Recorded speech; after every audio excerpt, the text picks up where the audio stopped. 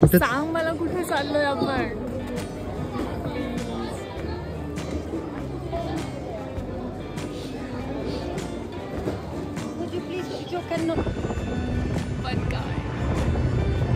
माझ्यासाठी एक सरप्राईज म्हणून अरेंज केलेल्या ट्रिपबद्दल मी विचारता त्या रात्री आम्ही पोहोचलो अर्लांडा एअरपोर्टवरून डायरेक्ट इटलीला.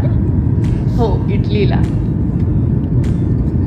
सोनिया गांधींचं माहेर म्हणून फेमस असलेल्या इटली या देशातल्या व्हेनिस या शहरात आज आपण जाणार. इसवी सन 1638 मध्ये बांधला गेलेला हा जगातला सर्वात जुना कसिनो. उशिरा पोहोचल्यामुळे शहरातली शांतता आणि रात्रीचं सौंदर्य बघायला मिळालं. गल्लीबोळातून शोध काढत आमच्या हॉटेलवर पोहोचलो.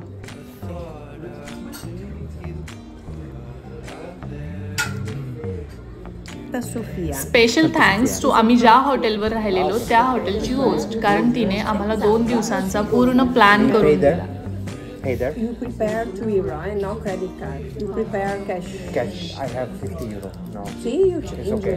Yes. You cross the canale. You arrive in Rialto, and you arrive here.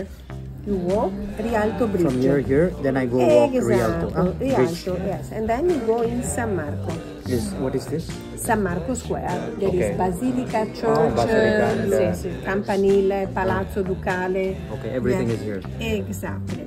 And then if you Fondamente 9 Murano is 10 minutes. Only 10 minutes. Exactly. Okay. But for Burano is 14 minutes. 14. Yes. 14. Yes. 14 is Rialto. Rialto. Yes. And then San Marco. San Marco. Okay. Okay. Very interesting is also the island Murano e Burano. Okay. Okay. From here, Fondamente 9. Okay. Okay. The Vaporetto, line 1. Not line 1. No, is here.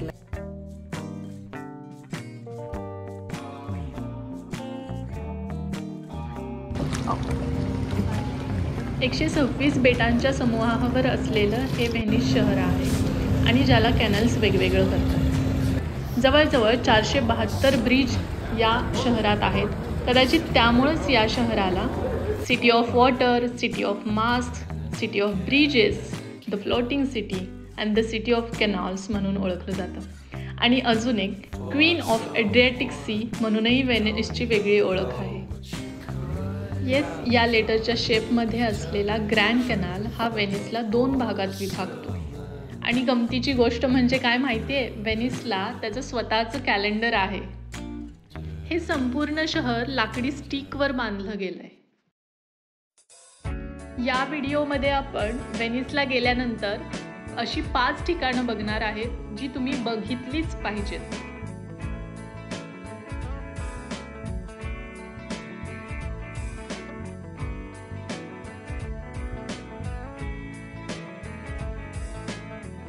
पहिलं ठिकाण म्हणजे Piazza San Marco आणि Saint marks basilica.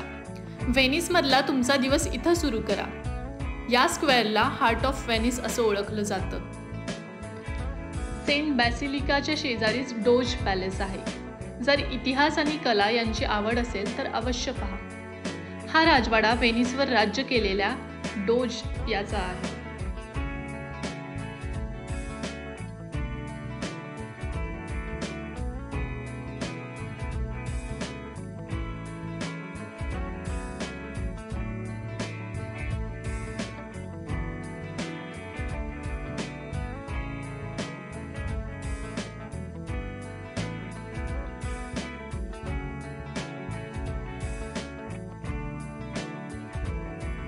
चर्चमध्ये जाण्यासाठी entry fee आहे आणि जर गर्दी टाळायची असेल तर लवकरात लवकर जायचा प्रयत्न करा.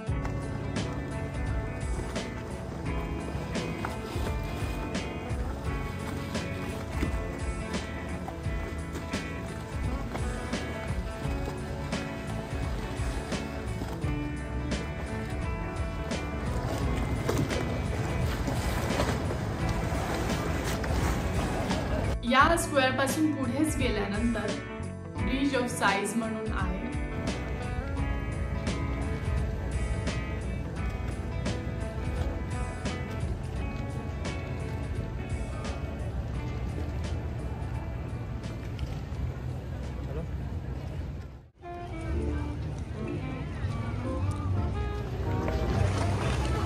ऑफ साईजचं असं महत्व आहे की एखाद्या कैद्याला जर तुरुंगात टाकायचं असेल तर व्हेनिस या शहराचं शेवटचं दर्शन या ब्रिजवरून दिलं जातं. हार्ट ऑफ द व्हेनिस ज्या स्क्वेअरला म्हटलं जातं तिथून पुढे एकाच ठिकाणी आहे. त्याच्या पुढे गेल्यानंतर ब्रिज ऑफ साईज आहे आणि त्याच्या पुढेच इटालीमधले आणि व्हेनिसच्या जवळ असलेले बुरानो आणि मुरानो हे ट्विन आयलंड्स आहेत आणि ते खरंच प्रसिद्ध आहेत आणि बघण्यासारखे आहेत. मुरानो आयलंडला व्हेनिस शहरातून जाण्यासाठी जवळजवळ 10 ते 15 मिनिटांची व्यापारितो घ्यावी लागते. मुरानो हे बेट हे त्याच्या ग्लास मेकिंग फॅक्टरीसाठी फेमस आहे, कारण तिथे बऱ्याचशा ग्लास फॅक्टरीज आहेत. छोट्या छोट्या ग्लासने बनलेल्या गोष्टी पण भेटतात आणि खूप छान अट्रॅक्टिव्ह क्यूट असतात तिथे.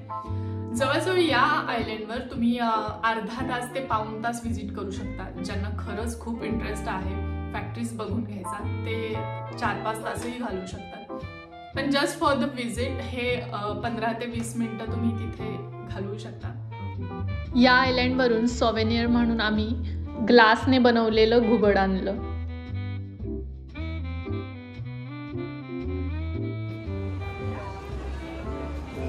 आयलंडवरूनच बुरानोला जाण्यासाठी व्यापारितोच असतात, ज्या व्यापारितोला साधारण 40 ते 45 मिनिटं लागतात. बुरानोला जाणं हे वर्थ व्हिजिट आहे. बुरानो या आयलंडला कलरफुल मच्छीमारांचं आयलंड म्हणून ओळखलं जातं. बर्फ किंवा वादळ असेल तर घरी जाताना आपलं स्वतःचं घर ओळखू यावं म्हणून ही अशी रंगीत घरं आहेत असं इतिहासात सांगितलं जातं. जगप्रसिद्ध लेस या आयलंडवर बनवल्या जातात.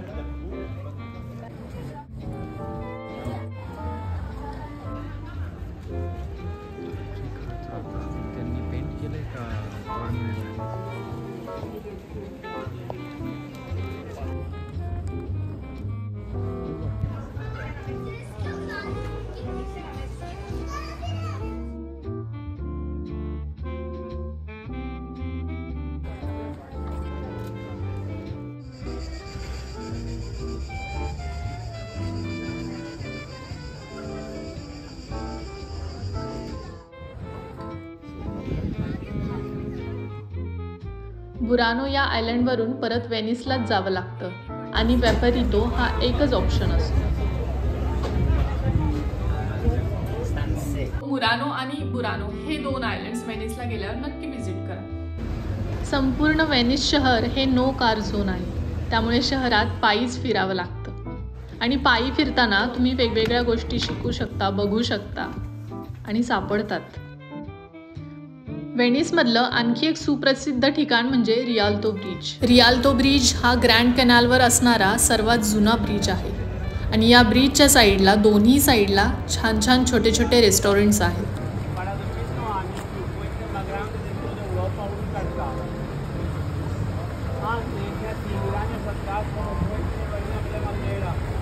अमिताभ बच्चनजींचं एक गाणं याच ब्रिजच्या इथे शूट झालं होतं.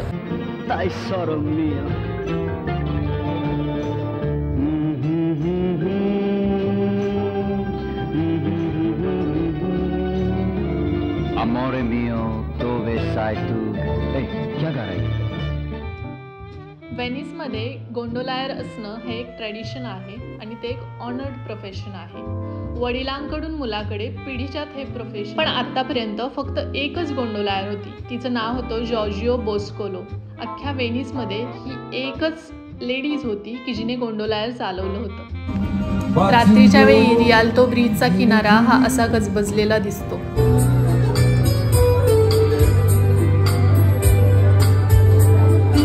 आमचा संध्याकाळचा वेळ रियाल्तो ब्रिजच्या इथे घालवला, कारण छान सनसेट होता, छान थंड वारा होता.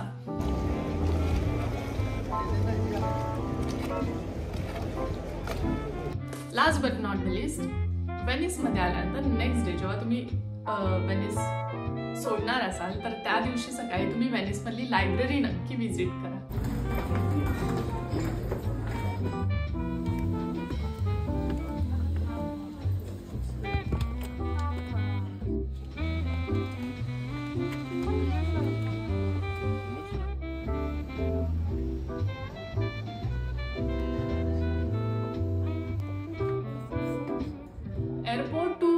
हॉटेलला जाण्यासाठी तुम्हाला डायरेक्ट राईड नाही भेटत, तर तुम्हाला एका पॉइंटला उतरवलं जातं आणि तिथून एक पब्लिक ट्रान्सपोर्ट जी बोट असते त्याला वेपरितो म्हटलं जातं, त्या थ्रूच तुम्हाला हॉटेल्सवर जावं लागतं. तुम्ही तुमच्या ओला किंवा उबर ड्रायव्हर सोबत भांडू नाही शकत की आम्हाला हॉटेलपर्यंत पोहोचवा. त्यामुळे जेवढं कमी लगेज असेल तेवढं तुमच्यासाठी बरं पडेल. त्या व्हेनिसमध्ये ठिकठिकाणी पाणी पब्लिक वॉटर अवेलेबल आहे, कारण व्हेनिसमध्ये पाणी पण तितकंच महाग आहे. एवढ्या पाण्यातलं शहर असून पण पिण्याचं पाणी हे तेवढंच महाग आहे. तर ठिकठिकाणी तुम्हाला पाण्याच्या टाक्या दिसून येतात आणि त्या फार ऐतिहासिक आणि छान आहेत. व्हेनिसमध्ये गेल्यानंतर अजून एक गोष्ट की पिझ्झा खायला विसरू नकाच, पण त्याचबरोबर तिरामिसू, ज्यांना डिझर्ट्स आवडतात, जे स्वीट टूथ पीपल आहेत, त्यांनी तिरामिसू खायला विसरू नका. Gelato ice cream. जिलॅटो आईस्क्रीम हे व्हेनिसच्या लेन्समध्येच बरेच शॉप्स आहेत. म्हणजे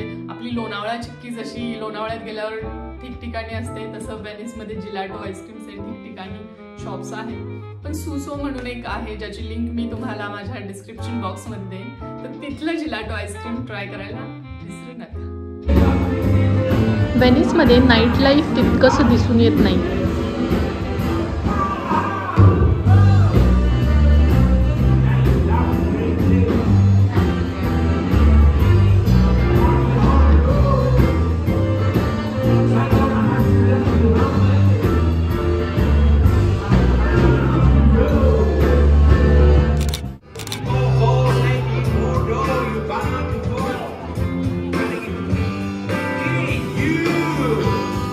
पायी फिरताना अशा रॅन्डम पार्टीज दिसून येतात, त्यावर वाईब करायचं.